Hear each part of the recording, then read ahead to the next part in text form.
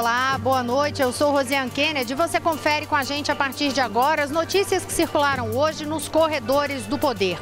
A reforma trabalhista foi aprovada na Comissão de Assuntos Econômicos do Senado agora há pouco. Tribunal Superior Eleitoral retoma julgamento do processo que pede a cassação da chapa Dilma Temer. Os detalhes a partir de agora e muito mais, serviços e muitas informações aqui, diretamente de Brasília, pela TV Brasil, pela Rádio Nacional e emissoras públicas de todo o país. A gente começa falando justamente sobre essa aprovação da reforma trabalhista na CAE, Comissão de Assuntos Econômicos do Senado. Foi agora pouquinho, alguns minutos atrás, que o texto principal ali da proposta foi aprovado na comissão. Uma reunião que continua e que é longa, né? Quem vai contar os detalhes pra gente é Mariana Jungmann, nossa setorista aqui no Senado Federal. Mariana, boa noite. Uma reunião que começou 10 e pouca da manhã, a aprovação agora há pouco. Exatamente, Rosiane. Foi aprovada por 14 votos a 11. Uma votação ali um pouco justa, mas até melhor do que se esperava 13 a 11, então com um pouco mais de folga.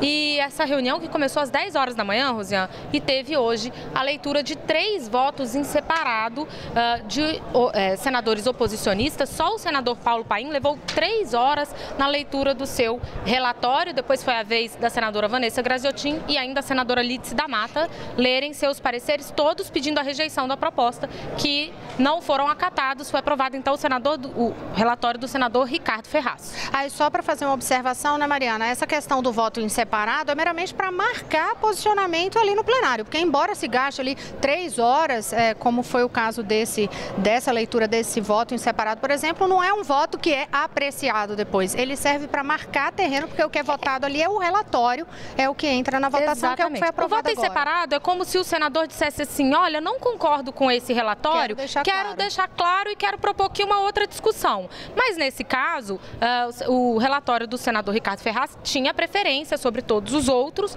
e aí foi aprovado. Então, os senadores estão agora, Rosiane, na comissão, discutindo os destaques, as propostas de emendas ao texto, de modificações ao texto de Ferraz, que é um texto que a gente lembra, propõe a aprovação integral da reforma, conforme é enviada aqui pela Câmara, porém solicitando ao presidente da República o veto a 6 pontos da reforma trabalhista. E aí, depois que essa votação for concluída hoje, a reforma começa então a tramitar na Comissão de Assuntos Econômicos do Senado, de Assuntos Sociais do Senado, e depois segue para a Comissão de Constituição e Justiça antes de ir a plenário. Então ainda tem uma tramitação, tem alguma previsão de prazos? Os governistas em especial costumam fazer essa projeção de prazo? A expectativa, Rosiane, é que a reforma esteja pronta para ser apreciada no plenário no começo de julho. A gente lembra que o Congresso entra em recesso ali por volta do dia 17 de julho, então a expectativa é que já na primeira semana de julho a reforma esteja pronta para ser apreciada no plenário, podendo ser votada antes do recesso parlamentar.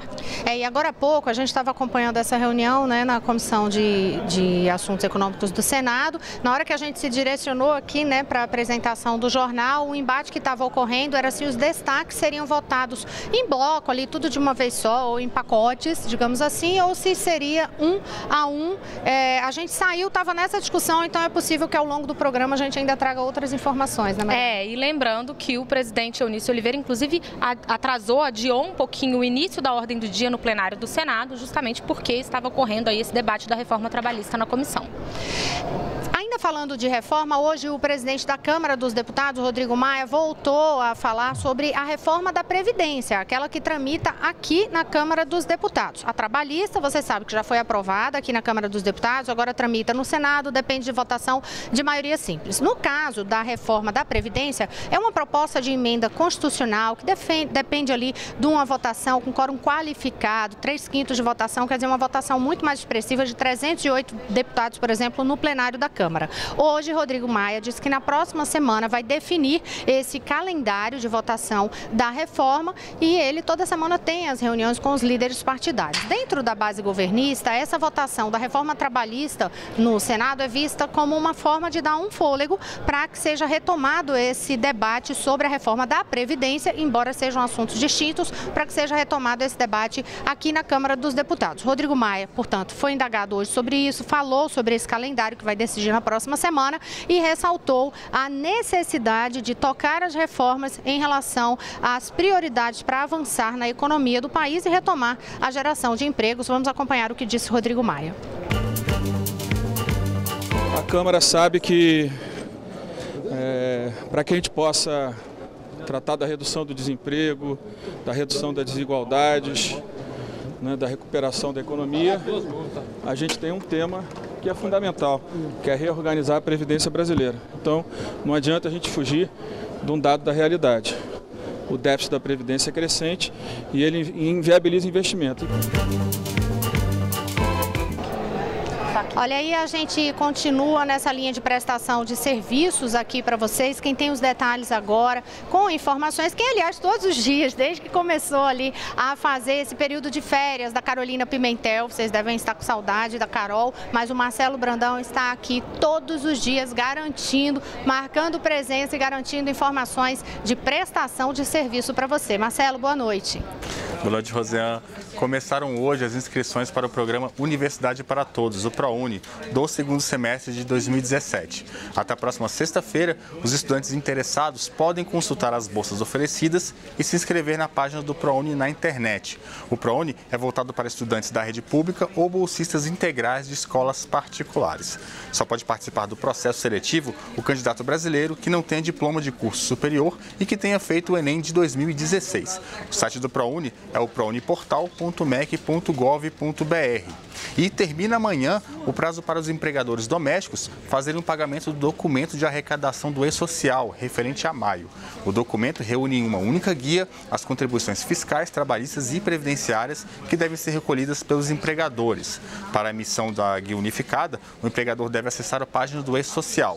O endereço do E-Social é portal.esocial.gov.br. Rosiane. Obrigada, Marcelo Brandão. E a gente sempre reforça, na agência também você confere as informações, agenciabrasil.abc.com.br.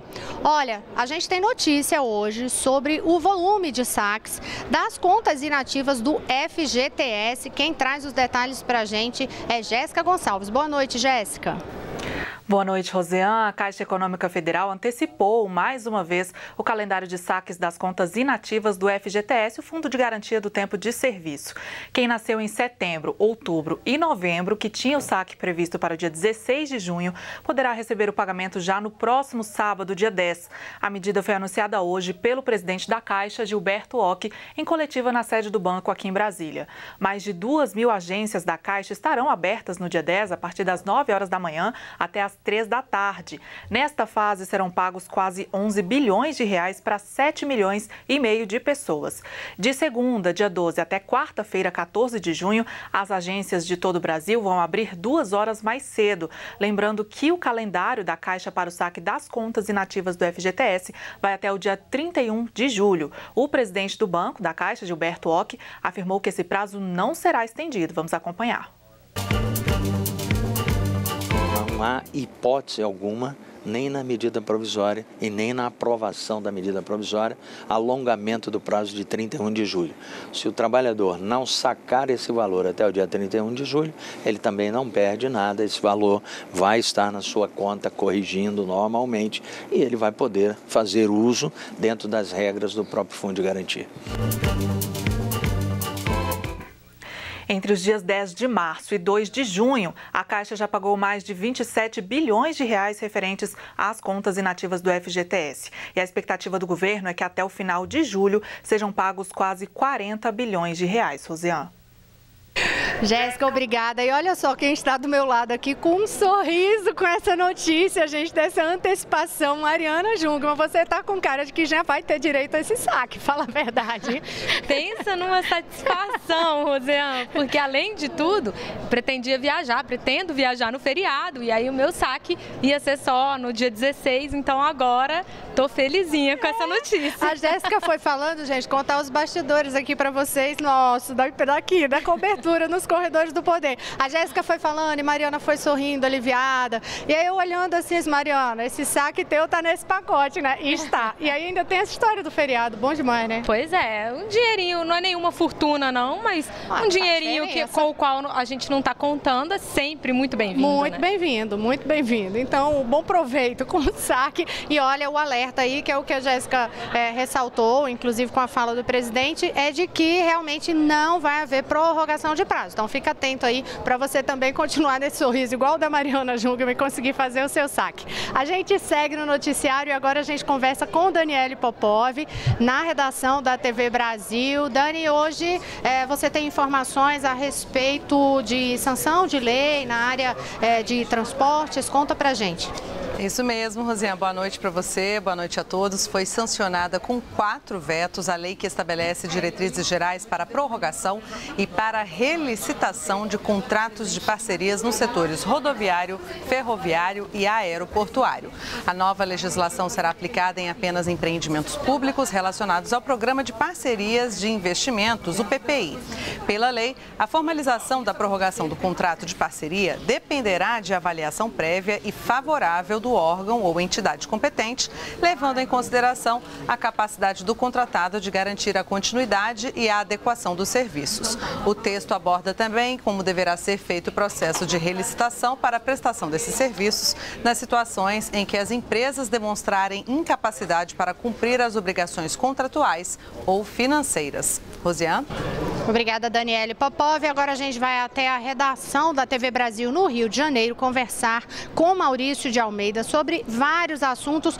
Ô Maurício, toda vez que eu vou falar contigo não é a notícia boa, né? Eu tenho certeza que um dia vai ser, mas hoje a gente estava falando aqui, comemorando a questão do dinheiro do FGTS. Infelizmente aí no Rio de Janeiro a situação é o contrário, é falta de dinheiro, é servidor passando por vários problemas em relação justamente à questão das contas. Boa noite, como é que ficou aquela situação da votação na Alerj? Boa noite, Rosé. Um dia vamos chegar com notícias boas, a economia do Rio de Janeiro funcionando bem, os servidores públicos com todos os salários em dia. Tenho certeza que um dia eu vou dar essa boa notícia, espero que não demore muito. Hoje, na Assembleia Legislativa do Rio, foi aprovada uma lei que pode ajudar o Rio de Janeiro a tentar colocar suas contas em dia. Na verdade, foi aprovada a entrada do Estado do Rio de Janeiro no plano de reajuste fiscal do governo federal. Foi uma votação fácil para o governo do Estado, por 50 votos a 9. Essa votação foi fácil porque antes do início dela, o governador Luiz Fernando Pezão reuniu sua bancada com os líderes da oposição e aceitou alguns ajustes nesse projeto. São 3 emendas que o governo cedeu para conquistar votos da oposição. Essas emendas, por exemplo, garantem que qualquer empréstimo que o governo do Estado conseguir será destinado prioritariamente para o pagamento dos salários dos servidores que estão atrasados. Também autoriza o governo do Estado a convocar servidores públicos que foram aprovados em concursos realizados até o dia 17 de junho de 2016, quando o governo do Rio de Janeiro decretou o estado de calamidade financeira. E a outra emenda também prevê a garantia dos servidores, garantia de direitos trabalhistas para os servidores, como o pagamento de triênio, que é um reajuste concedido a cada 3 anos automaticamente para os servidores, e da licença-prêmio. Com esse acordo feito no Colégio de Líderes, o projeto foi levado para o plenário e aprovado com essa facilidade. Agora, o caminho é o seguinte: o governador Luiz Fernando Pezão, com a autorização que recebeu da Assembleia, tem um prazo de 1 mês para elaborar o projeto de recuperação financeira do Rio de Janeiro, que vai incluir, por exemplo, a privatização da SEDAI, a Companhia Estadual de Águas e Esgotos, a redução de incentivos fiscais, a reforma da Previdência Estadual e também um veto a reajustes salariais e a concursos públicos. Por exemplo, os salários dos servidores vão ficar congelados enquanto durar esse programa de recuperação fiscal do Rio de Janeiro, que depois de aprovado na Assembleia, vai para a sanção do presidente Michel Temer, que tem que assinar o programa para o Rio finalmente passar a fazer parte desse programa. Isso deve durar aproximadamente 1 mês. Sendo assinado pelo presidente Michel Temer, o programa tem a validade de 3 anos e pode ser renovado por mais 3 anos. O principal benefício para o Rio de Janeiro é o congelamento do pagamento das dívidas com a União, que, segundo as contas aqui do governo do Estado, vão dar um alívio nas contas de cerca de 62 bilhões de reais por ano. Rosiane. Ô Maurício, agora teve também decisão hoje referente a bloqueio de contas, né? Que é um dos desdobramentos dessa crise toda financeira do Rio de Janeiro, justamente nesse atraso de pagamentos para a União, justamente a questão do bloqueio de contas.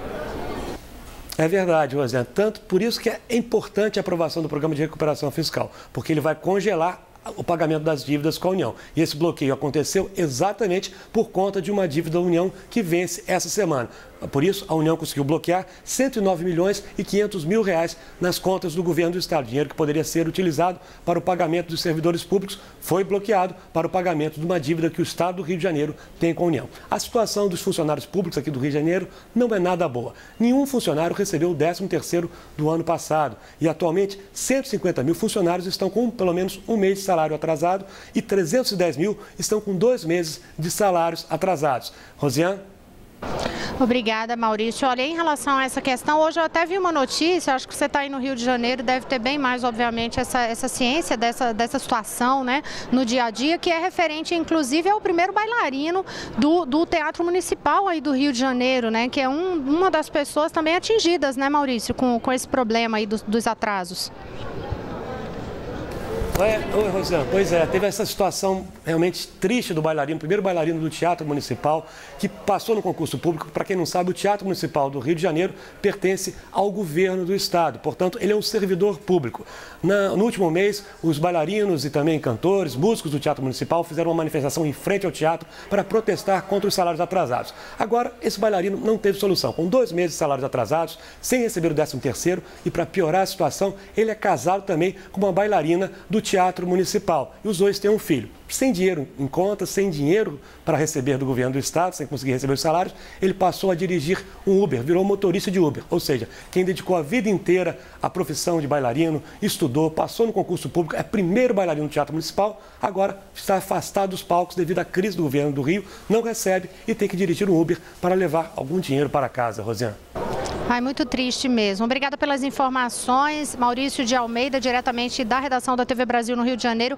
Essa situação é triste, né? A gente vai falando, fica comovido com a situação. E olha que ele está citando um exemplo aí do primeiro bailarino, que chamou muita atenção, porque a gente imagina ali, é uma vida, como disse o Maurício, é uma vida dedicada a esse talento, a esse esforço profissional. E aí, no caso dele, a dificuldade por ser ele e a mulher, os 2 bailarinos, os 2 sem receber salário, sem receber 13º. O Uber, a gente estava conversando aqui um pouquinho antes do jornal começar, justamente como o Uber terminou, que ajudou muita gente mesmo no enfrentamento desse momento de crise. Então, ainda bem que pelo menos está tendo essa possibilidade de sobrevivência por meio do Uber. É uma oportunidade que está ajudando aí várias pessoas. Mas tomara realmente, Maurício, possa em breve trazer uma boa notícia do Rio de Janeiro com esses salários todos em dia e com a situação muito melhor nos cofres públicos. E aí, só para finalizar, gente, esse bloco, sempre vale aquela observação em relação à situação dos cofres públicos, que é justamente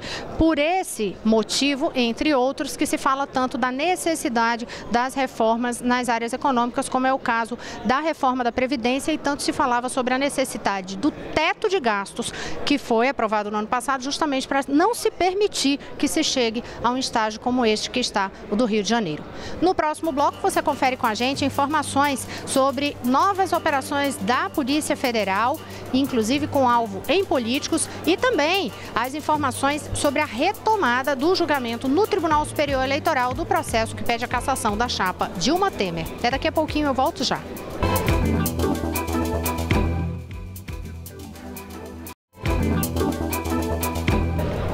Olá, estamos de volta. Eu sou Rosiane Kennedy. Você confere com a gente as notícias que circularam hoje nos corredores do poder. A gente vai diretamente para a redação da Agência Brasil conversar com Marcelo Brandão a respeito de mais uma operação da Polícia Federal que teve como alvo políticos. Marcelo. Isso, Rosiane. A Polícia Federal deflagrou na manhã de hoje a Operação Manos para investigar atos de corrupção ativa e passiva e de lavagem de dinheiro na construção do estádio Arena das Dunas, em Natal, no Rio Grande do Norte. O superfaturamento identificado chega a 77 milhões de reais. A polícia cumpre 33 mandados judiciais, sendo 5 de prisão preventiva, 6 de condução coercitiva e 22 de busca e apreensão nos estados do Rio Grande do Norte e Paraná. Segundo a Polícia Federal, a investigação foi aberta após a análise das provas colhidas em várias etapas da Operação Lava Jato. Essas provas apontam o recebimento de vantagens indevidas por parte de ex-parlamentares que atuavam para favorecer interesses de construtoras envolvidas na obra da Arena. E foi justamente no âmbito da Operação Manos que o ex-ministro do Turismo, Henrique Eduardo Alves, foi preso pela polícia na manhã de hoje, suspeito de corrupção e lavagem de dinheiro. E existem indícios, Rosiane, de que o Henrique Eduardo Alves tenha solicitado e recebido recursos ilícitos de ao menos 4 empreiteiras para sua campanha ao governo do Rio Grande do Norte, em 2014, da qual saiu derrotado, inclusive. A afirmação é do procurador da República, Rodrigo Teles. Segundo a investigação, ao menos 7,5 milhões de reais em recursos ilícitos teriam sido recebidos pelo ex-ministro. As investigações indicam que Alves atuou junto ao Tribunal de Contas do Estado para atrasar em anos as ações de fiscalização do órgão, que havia identificado superfaturamento na construção da Arena das Dunas, em Natal. A empreiteira foi a empreiteira OAS, foi uma das responsáveis por essa obra. Negociações parecidas teriam ocorrido também com as empreiteiras Odebrecht, Carioca Engenharia e Andrade de Gutierrez. Rosiane. Obrigada, Marcelo Brandão. A gente continua falando aí sobre alvos políticos, mas é porque hoje um deputado federal foi preso. Quem tem os detalhes é a Daniele Popov. Oi, Rosiane. Na verdade, antes dessa notícia, eu vou te falar de outra operação da Polícia Federal, porque hoje está cheio de operação. A Polícia Federal cumpriu o mandado de prisão. Perdão, Rosiane, eu vou voltar então à informação do deputado. O deputado Celso Jacó, que foi preso hoje em Brasília, assim que desembarcou no aeroporto de Brasília. Ele foi condenado a 7 anos e 2 meses de prisão no regime semiaberto pelos crimes de falsificação de documento público e dispensa de licitação no período em que governou Três Rios, um município do interior do Rio de Janeiro. Em nota, o parlamentar afirmou que nunca teve o nome associado a qualquer tipo de corrupção ou de enriquecimento ilícito. Disse ainda que foi condenado por um erro administrativo, pois a Justiça, segundo ele, não analisou criteriosamente alguns fatos e provas. Rosiane. Em relação a outra informação, né, Daniele Popov, é porque você tinha detalhes também que eu vou pedir para as pessoas olharem na Agência Brasil, agenciabrasil.abc.com.br, sobre uma operação da Polícia Federal que desarticulou uma quadrilha que fraudava benefícios do INSS em Goiás. Os detalhes estão lá, se der tempo a gente até traz outras informações aqui sobre este assunto. Agora a gente vai voltar a conversar com Marcelo Brandão na agência, porque hoje a Procuradoria do Distrito Federal abriu investigação contra os ex-presidentes Lula e Dilma. Isso, Rosiane. A Procuradoria da República no Distrito Federal abriu ontem investigação penal para apurar o suposto recebimento de 80 milhões de dólares de forma ilegal pelos ex-presidentes Lula e Dilma Rousseff. Essa quantia teria sido depositada em contas no exterior, conforme relatado por delatores do grupo empresarial JF. O caso tem relação com a investigação de desvio de recursos do BNDES. Os delatores informaram que, do total, 50 milhões de dólares teriam sido destinados a Lula e 30 milhões de dólares a Dilma. Na época da divulgação dos depoimentos, tanto Lula quanto Dilma negaram as acusações feitas pelos delatores. Rosiane. Obrigada, Marcelo. E só em relação à informação anterior que Marcelo estava dando, a produção estava me avisando agora há pouco que o ex-ministro Henrique Alves, ele ainda não manifestou uma resposta em relação a essa reportagem da agência sobre essa operação de hoje da Polícia Federal. Você continua acompanhando o assunto no nosso noticiário. Agora a gente vai até o estúdio novamente da Rádio Nacional conversar com Jéssica Gonçalves, porque hoje o Tribunal Superior Eleitoral retomou o julgamento daquele processo que pede a cassação da chapa Dilma Temer. Jéssica. Rosiane, isso mesmo. Na verdade, será retomado daqui a pouco, às 19h, o julgamento da chapa da ex-presidente Dilma Rousseff e do presidente Michel Temer. Os ministros do Tribunal Superior Eleitoral vão analisar se a chapa cometeu abuso de poder econômico e político na campanha de 2014. Em abril, o julgamento do caso foi adiado após os ministros aceitarem um pedido dos advogados de Dilma, que solicitaram mais tempo para apresentar defesa. Caso a chapa seja cassada, ainda cabe recurso ao Supremo Tribunal Federal. Se esse recurso for rejeitado, Temer deixa o cargo e cabe ao presidente da Câmara dos Deputados, Rodrigo Maia, convocar eleições indiretas em 30 dias. O presidente do TSE, ministro Gilmar Mendes, convocou 4 sessões para o julgamento, uma hoje, outra amanhã e 2 na quinta-feira. O processo que pede a cassação da chapa Dilma Temer foi movido pelo PSDB e pela coligação Muda Brasil, que teve como candidato a presidente o senador afastado Aécio Neves. E ainda falando sobre o julgamento, a defesa de Temer quer quer que as delações da Odebrecht sejam excluídas do processo no TSE. Os advogados do presidente defendem a tese de que fatos novos não poderiam ser incluídos no processo, que é de 2014. Isso porque o ministro Herman Benjamin, relator do caso, acrescentou no processo as delações da Odebrecht e depoimentos do casal de marqueteiros João Santana e Mônica Moura. Santana afirmou que Dilma sabia dos supostos pagamentos de propina, mas a defesa da ex-presidente nega as acusações. Em entrevista à Rádio Nacional, o advogado Luiz Fernando Casagrande afirmou que a Constituição estabelece um prazo para que fatos novos sejam apresentados. Vamos acompanhar o que ele disse.